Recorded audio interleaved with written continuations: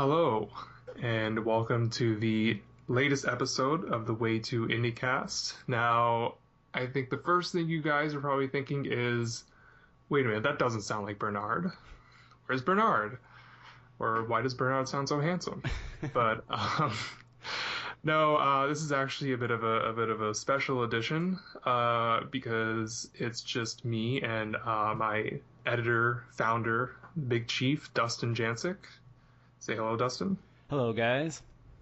Yes, so the two of us is just the two of us for this episode because as of today, it's now less than a week away from the Toronto International Film Festival. And we're actually both going.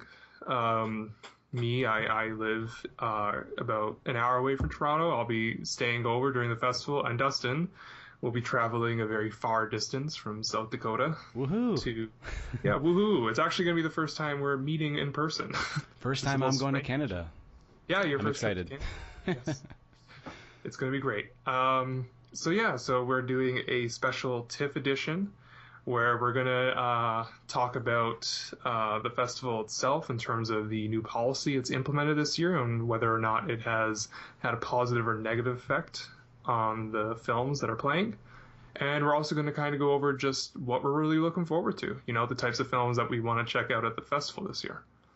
But first, before we get into the main topics, we figured we'd do a little game. Last time we played, I didn't play, but Dustin, Bernard, and Ananda played Synopsis Scramble. This time it's a little game that I've made up called 5, 10, 15, 20. So Dustin, you're going to be the guinea pig for this game. Oh boy. Yes. It works like this. So you're going to pick one of those numbers, 5, 10, 15, or 20, and then I'm going to ask you a question that revolves around said number. It has to do with films, but it involves one of those numbers. So if you pick a number like 15, for instance, I'll ask you a question that has to do with the number 15 in a way involving movies, and you have to guess. I'll give you 3 clues, but you have to request them. So the goal of the game is to try and guess as little clues as possible. But if you feel stumped, just ask me for a clue and I'll give it to you. I mean, right? I get a first clue, right? I mean, you can't just say... Yeah, no, you just say, first you can say clue and I'll give you a clue. Okay, all right. Okay, so, so to start off, what number do you want to pick? 5, 10, 15, or 20? And remember, sometimes the number you pick may improve your chances of getting it right, and sometimes it might not. So choose wisely. All right, well, I'm going to go with 10. All right. Good pick. Number 10. So, now, the theme of this one, I wanted to go TIFF theme because we are talking TIFF for the entire episode. Yeah.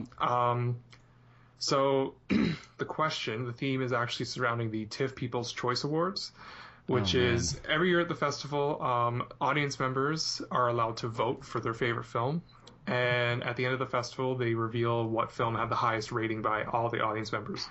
Sometimes this is a really good barometer of, things to come. For instance, last year, 12 Years a Slave won the People's Choice Award, which, as hopefully listeners know, went on to win Best Picture and a whole bunch of other awards. Best Picture at the Oscars, of course. So the question is, what won the People's Choice Award at TIFF 10 years ago? Oh, man. Okay. So 10 years ago, 2004. Or are you're going like 10 years? No, it was 10 years, so 2004, you're right. Okay, all right. Because 2015 festival hasn't happened yet. I just wanted to make sure that we're not getting caught up in any technicalities here. It's 2014, so I went with 2004, yes. Okay, all right. Oh, man. I'm just trying to think of the films that came out in 2004, some of the bigger titles. I can give you the first clue. Yeah, give me the first clue. Okay.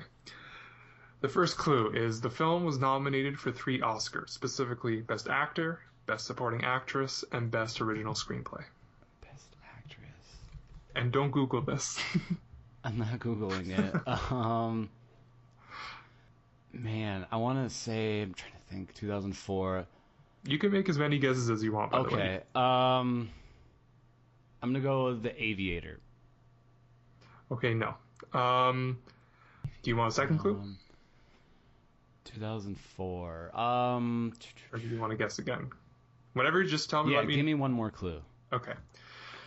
Based on a true story, the film takes place in the early 90s. Oh man, I feel like I should know this. You know it. It's Based not on a true story. Are you sure it's not The Aviator? Yes. I'm gonna need another clue. How many clues you got? I only got 3 This clues. is the last clue. Yes. Oh, This is okay. the last All right. clue. Nick Nolte plays a supporting role inspired by real-life General Romeo Dallaire. Nick Nolte, 2004. I should know this. I hope I got the pronunciation right on that.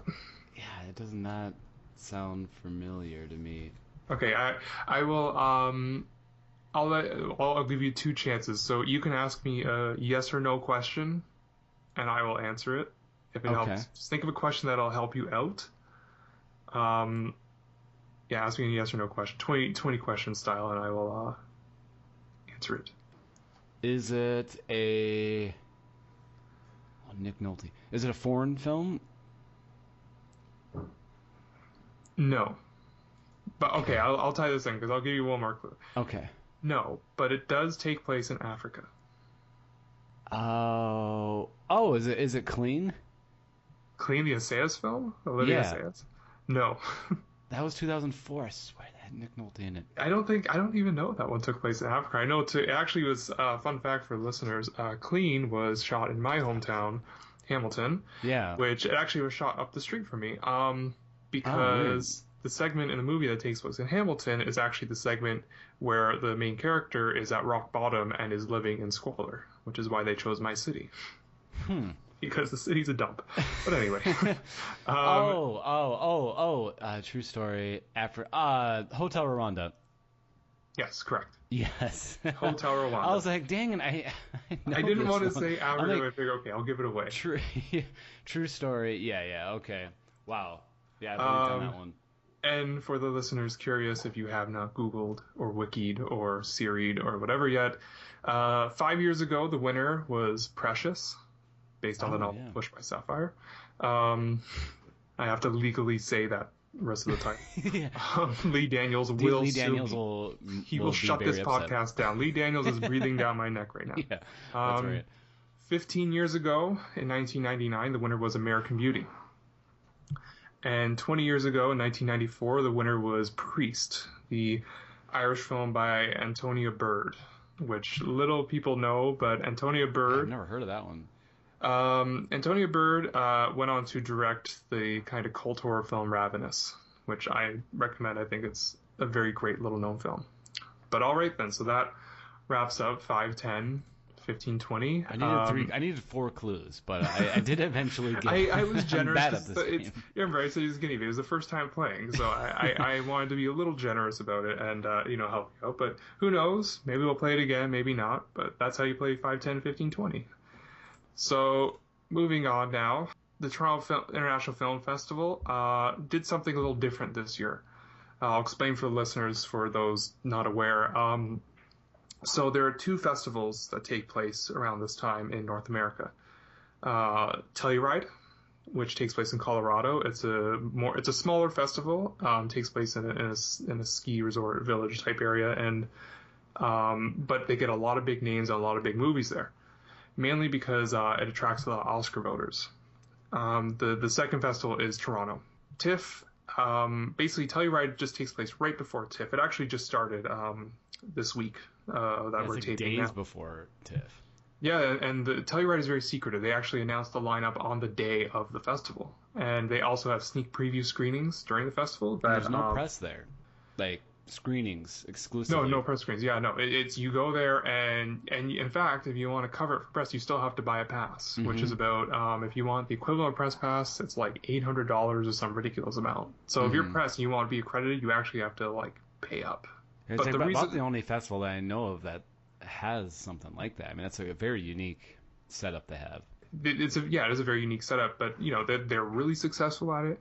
People have flocked there. Journalists go there. They pay the fees. They do it because they get huge films and they screen them first, and that's kind of what's been I think, pissing TIFF off for the last few years. Yeah.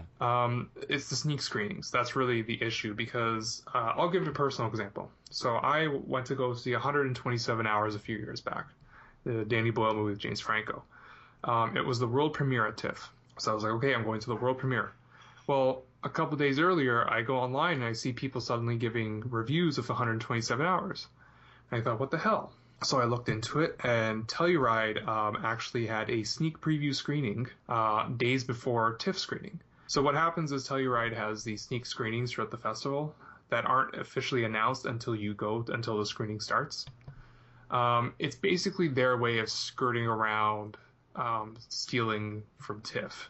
They can screen the film, but it's not a premiere because it's a sneak preview. They're not advertising it. It's not a public screening technically.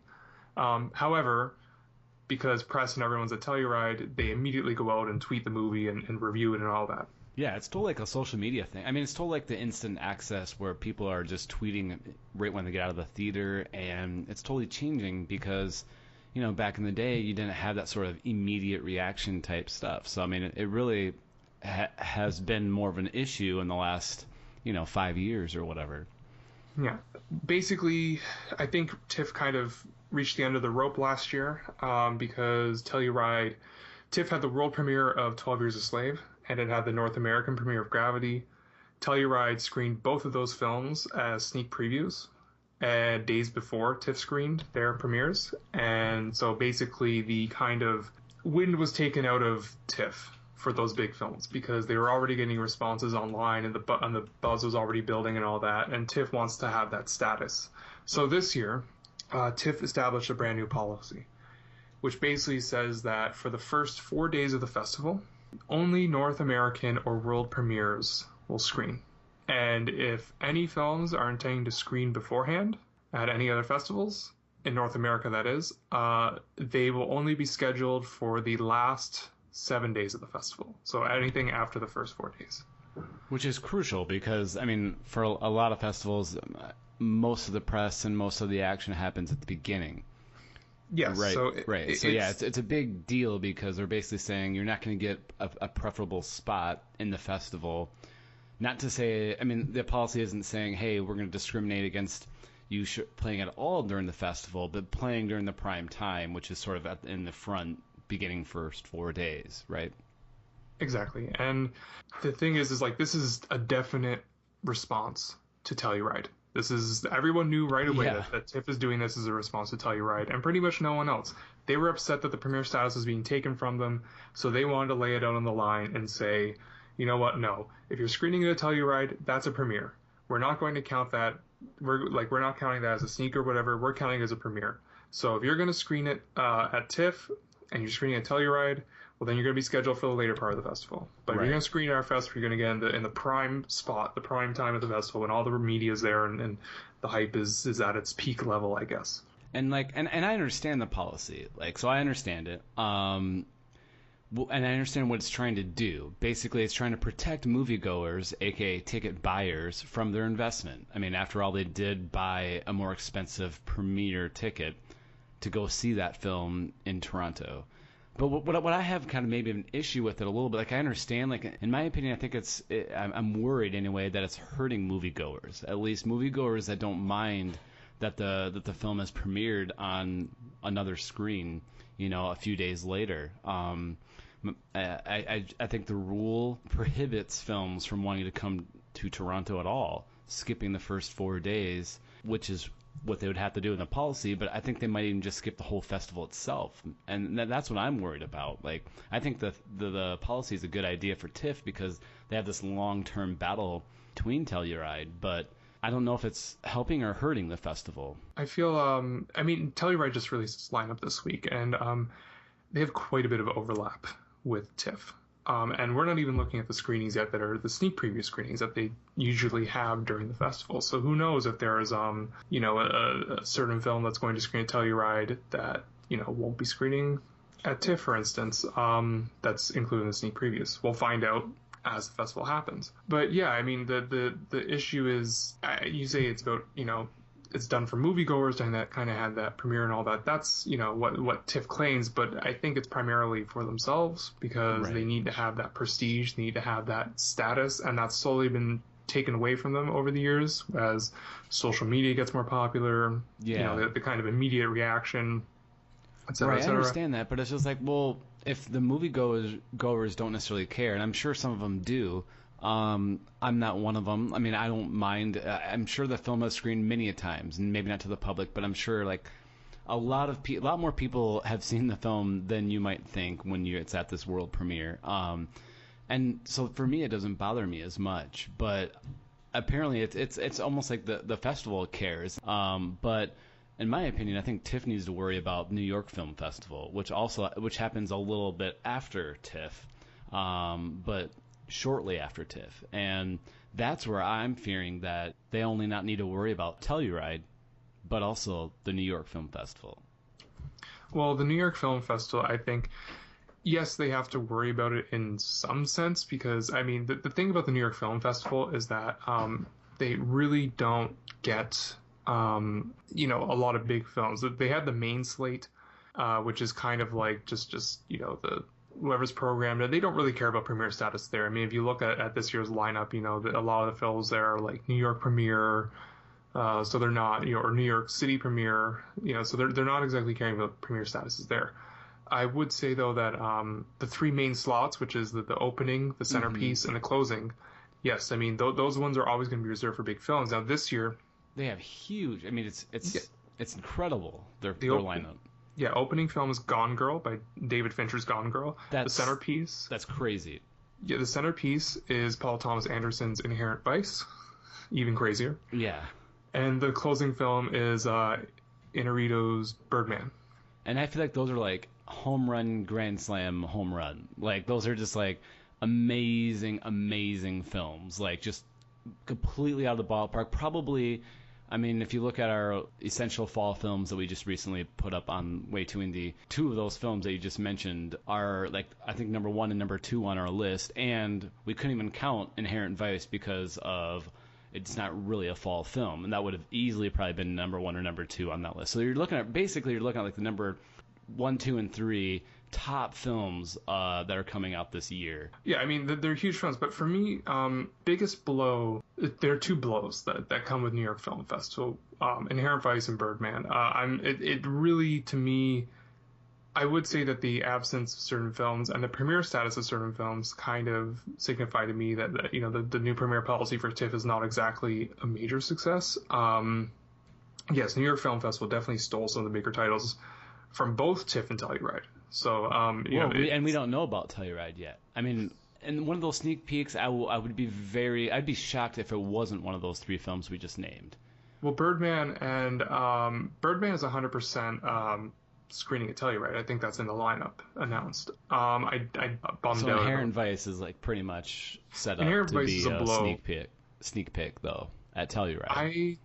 I don't know. I mean, it depends. I mean, New York Film Fest might have the same kind of hard-nosed policy as TIFF regarding premieres and say, no, if it's premiering at Telluride, then it's not a premiere anymore.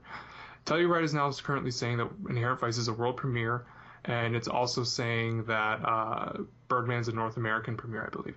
Sure. Or no, sorry, it's not a North American, it's a New York premiere. New York City, yeah. Yes, it's playing at Telluride. Mm-hmm. So... And so, like, I don't know, I just don't understand, I guess, a little bit why TIFF couldn't do the same thing, saying, I mean, I guess I understand why they wouldn't want to. Maybe ticket buyers won't buy a ticket that is, or less, they're less apt to buy a ticket that is a Canadian premiere versus a world premiere if it already showed at Telluride as in the sneak peek section. But I guess to me, it's just a bummer to moviegoers. I feel like the festival, I understand where they're coming from, but I feel like movies might be skipping Toronto if they can't get in their first 4 days. And to me, as a moviegoer or a ticket buyer, I would still love to see the movie at the festival, regardless if it's a premiere or not. I mean, I understand the prestige of premieres, the red carpet, it's fun, I get it, but and they can charge a premium for that ticket. I also get it from their financial side of a festival. But as a moviegoer, I don't like the new policy. Like, I think it makes sense on paper. I understand where they're coming from. I've read, Cameron's reason why he did it, and it's sort of to like not make it so front loaded, to make the festival, making people stay and press stay through to the end of the festival, to make the back half not just some sort of, we'll throw in some of these really small films, or whatever, and put everything at the front. Like, I understand doing all that, but I'm just worried that it kind of hurts the moviegoer. So for us, because we don't really care about the premiere status, and I'm sure there are people in the public who, the large reason why they buy these tickets and stuff is because, they know they're the first audience in the world to see this, or they're the first audience on the continent to see this film. Right. But, for me, I don't have a big deal about that. I think also, I feel like that's not a major part of the appeal for the public. I think that it's, you're going to this really glitzy event. You have talent there. You have the filmmaker. You have the actors, red carpet. Just the atmosphere of it. I think that's the main draw for people, not so much the premiere. But then again, I'm not saying that I'm not making any claims here. This is just how I feel. Yeah. Well, I mean, what are your thoughts on the lineup this year, though? And do you think that the policy, and going further, do you think the policy had anything to do with said lineup? Well, I think the lineup this year is definitely one of the more disappointing ones in the last few years. I will admit that. It's not something where I'm really dying to see a lot. There are a lot of films I'm very excited to see, but the amount that I'm really like, I will, beg, borrow, and steal to see this movie, that's kind of not. Like, I'm on the same boat as you. Like, there's a lot of films out there that are I think it's missing sort of a big headlining act. It has a lot of good sub headliners and it's got a great middle bill. It's got a lot of potential to have a lot of under the radar, not a lot of big, huge title films. But nothing sort of jumps out at me as an absolute, like, can't miss movie. Like, there's not a film that, like, if I couldn't see, if it filled up or I couldn't get into, that would be just like, that sucks. I agree. It definitely feels like a discovery year where we're not really going to get a sense of what's great and stuff until, the films actually screen, because these aren't exactly, names that are jumping off the page like last year when we see Steve McQueen and this big cast in 12 Years a Slave, or like Alfonso Cuarón with his big hyped up stuff. We have to realize that it really depends on just what movies are available for them to screen at the festival. That's true. So I just think that this year the back half is a little lacking compared to the first half. Like, I think Cannes this year had a really fantastic lineup. Mm-hmm. Just in terms of I have my own issues with the Cannes lineup that go beyond, but I'm not going to get into that here. But I mean, they had a lot of great films, and definitely some of those are on our radar now and they weren't on our radar back before Cannes until they screened. So I mean, it's the same sort of thing. We'll go into our next segment in a moment, but we'll take a little break, and then when we come back, we're going to talk about some of these under the radar or possible discovery films that we're really looking forward to at the festival. You're listening to the Way Too Indiecast, the official podcast of WayTooIndie.com, where you'll find film news, reviews, and interviews with an emphasis on indie. Follow us on Twitter at Way2Indie and like us on Facebook. So welcome back. Now we're going to go into our last major segment of the episode, where we're going to talk about, obviously, what's playing at TIFF and specifically what we're kind of dying to see. Some of the films we're going to be talking about right now are definitely going to be, we have a feature planned for the week of the festival, where we're going to show our 15 most anticipated films playing at TIFF this year, because not only is Dustin and myself going, another writer on the site, Nicola, he will be attending as well. So we each personally picked our top 5. So just to let readers know, look out for that. But Dustin, let us know about some of the films you're looking forward to at the festival this year. Well, I'd say that one of my most anticipated films to play at TIFF this year will be While We're Young, the new film from Noah Baumbach. The director completely won us over with Frances Ha 2 years ago. Ended up being pretty high on our list of favorite films of 2012 on Way Too Indie. This film stars Ben Stiller and Naomi Watts as a middle-aged couple who meet a young, hip couple and then begin to question where they're at in their own lives. Adam Driver's in it. I'm really pumped about that. And there's sort of this, it's got some anticipation for it, I believe. It's weird because I when Frances Ha premiered at TIFF a few years back, I was sitting there and I thought, should I see it? Because I like Noah Baumbach, but I was just like, it wasn't really grabbing me for some reason. It sounded very, like, the synopsis didn't sound very good. So I was like, okay, I'll hold off. And then, of course, like, it came and it just kind of had this big hype thing. And I was like, damn it. So I missed out on it and I didn't see it until, it got released the next year. And I actually, I had a review on that, and it's funny because that was kind of, it took a while, but I've grown to like the film a lot more since I saw it and reviewed it. But so I'm like, it's the same thing this year where I'm really not that interested in it based on the plot and all that. I'm kind of like, okay. And I mean, Greenberg wasn't my favorite movie, and that was the last collaboration with Ben Stiller, so I'm kind of like, oh, that puts a bad taste in the mouth. But I'm kind of interested in what they'll do with that. Yeah, I agree. Like, I wasn't in love with Greenberg either, but I'm kind of interested to see them working together. And Adam Driver, like I mentioned, he played a supporting role in Frances Ha, so he's back again as well.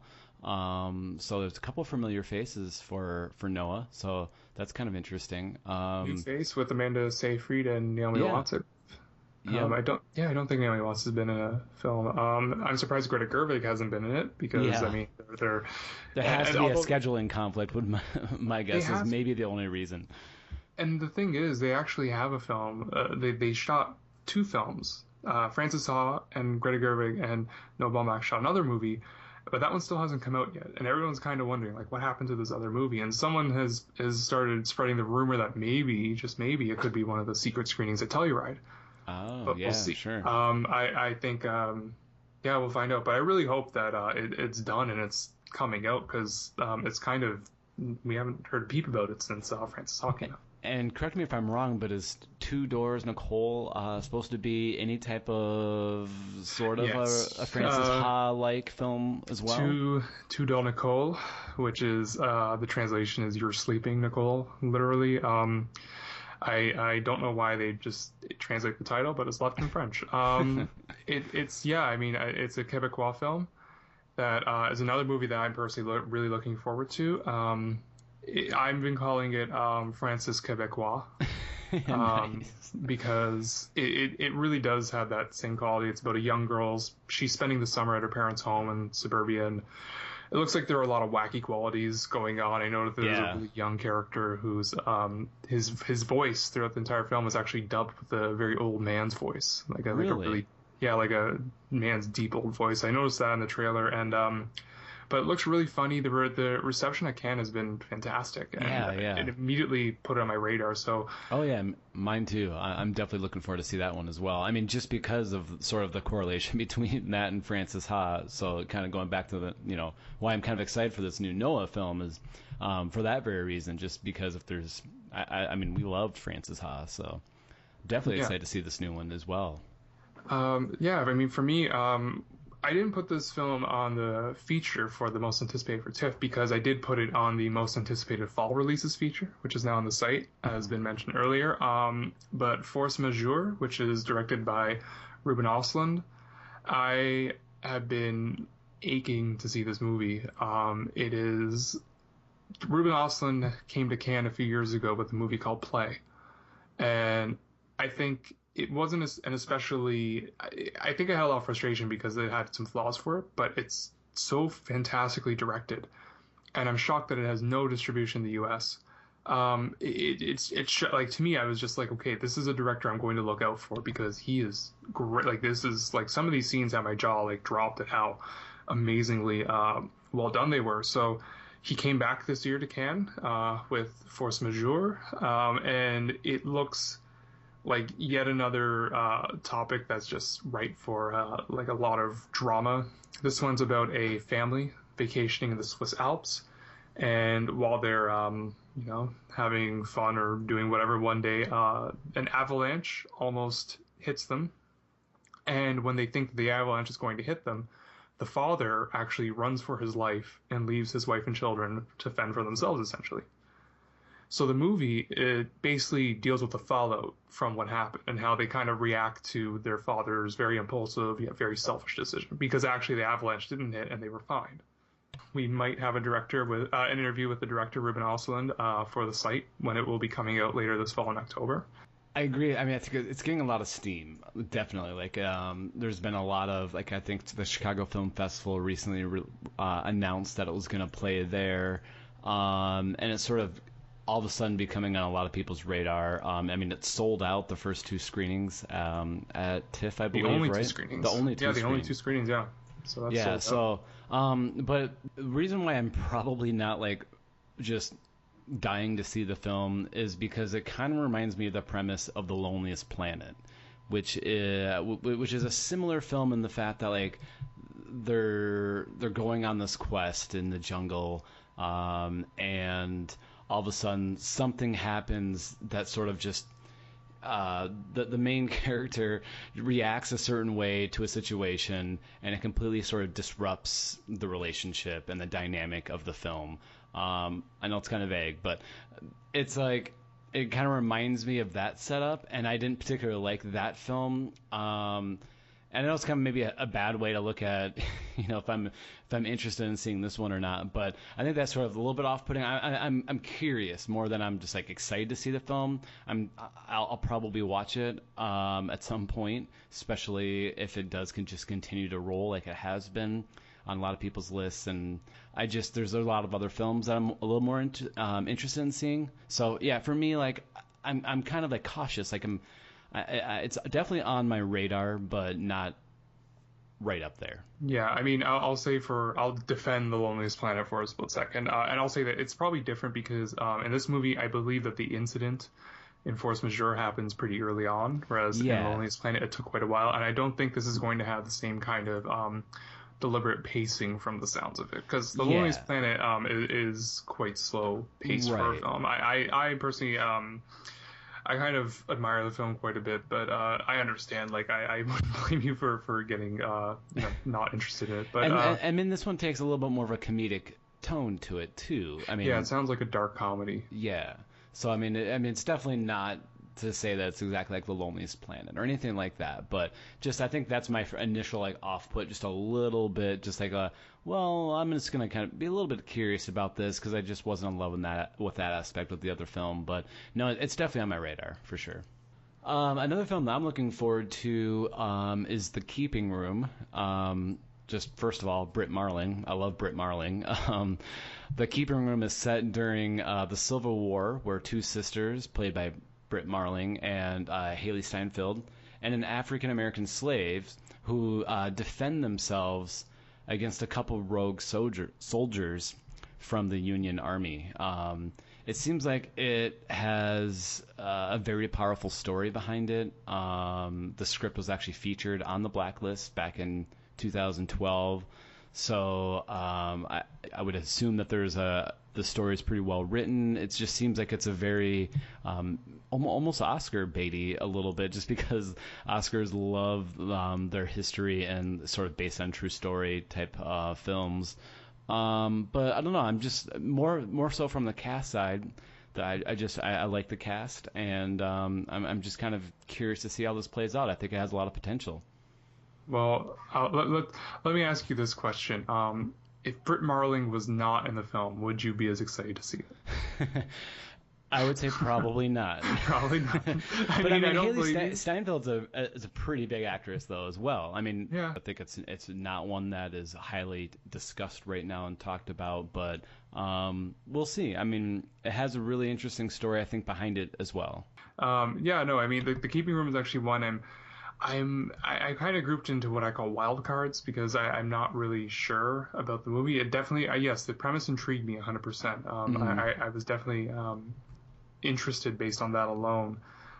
It looks like it might be a really well-crafted thriller. I hope it is. Yeah. So I'm going to try and check it out if I can be able to see it during the festival. But yeah, I mean, I'm going to just scroll through a few titles quick here because they've already been covered on the site when we did our Cannes coverage. And that's partially why I'm also wanting to see them very badly. I'll point out three films. Ho Ha, which is the Sandro Alonso film that played earlier this year at Cannes to absolute raves, including on our site. I believe Nicola gave it a 9.7 out of 10. Dang. And he loves it. He adores that movie. And Petit Cancan, which I actually I convinced Nicola to see because I was dying to see it back at Cannes. I like Bruno Dumas. It was actually one of my picks for the most anticipated films of Cannes back when we did a feature about that. Bruno Dumas is a director I really like, and he's taking a huge change of pace here with a comedy and a mini series. It's 3.5 hours long.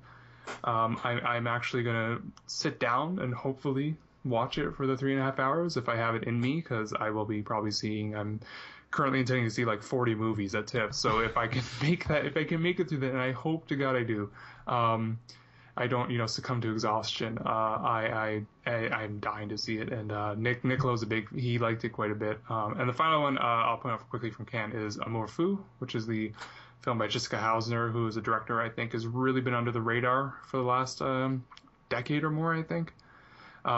This one kind of bumped her up in status a little bit, I think, or I hope at least. Nicola, once again, a fan of it at Cannes. I'm very excited to catch it, if I can catch it, of course, schedule permitting.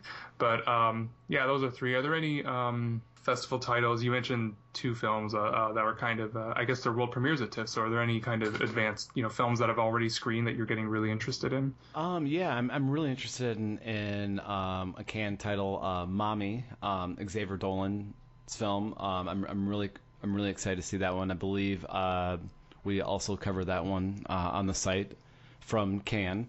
And Whiplash, that was high on my fall essential list that was recently published on the site, which got rave reviews from Sundance Film Festival. So those two I would say are sort of my for like other festival titles. Those are definitely the two that stand out to me the most. And also because of, as we're taping this right now, and word has just been trickling in from Venice over the last several days. Birdman's not screening at TIFF, which I think is crazy. It really should have been screening here, but I would say that I definitely want to see the Look of Silence, which is the new film by the director of The Act of Killing, Joshua Oppenheimer. I love The Act of Killing. I adore that. I think it's one of the most incredible documentaries I've seen in a long, long time. I think that, and as I've mentioned plenty of times on the site, Leviathan are two documentaries I adore. Yeah. Not talking about Leviathan that's playing at TIFF this year. That's a different Leviathan. Yeah. Not to be confused. Yes, but I'm so excited to see it now that everyone's kind of saying it's just as powerful as The Act of Killing. Yeah, everyone's raving about it, and it got picked up recently by Draft House Films. Yeah, expectedly. Draft House also distributed The Act of Killing. Right. And then another film that I'm hoping to catch at the festival that I wanted to see it beforehand because it's not only playing TIFF, it's playing Venice and it's playing New York. So Heaven Knows What, the movie by the Safdie brothers about that's getting rave reviews now too. Yes. Yeah, it's definitely getting lots of rave reviews. I've been seeing a lot of positive reactions out of Venice, so I'm very my excitement for the film's gone up a bit. And another Venice title, speaking of which, that I'm interested in is Goodnight Mommy. Anytime Ulrich Seidel is mentioned about in a film, I'm definitely interested in.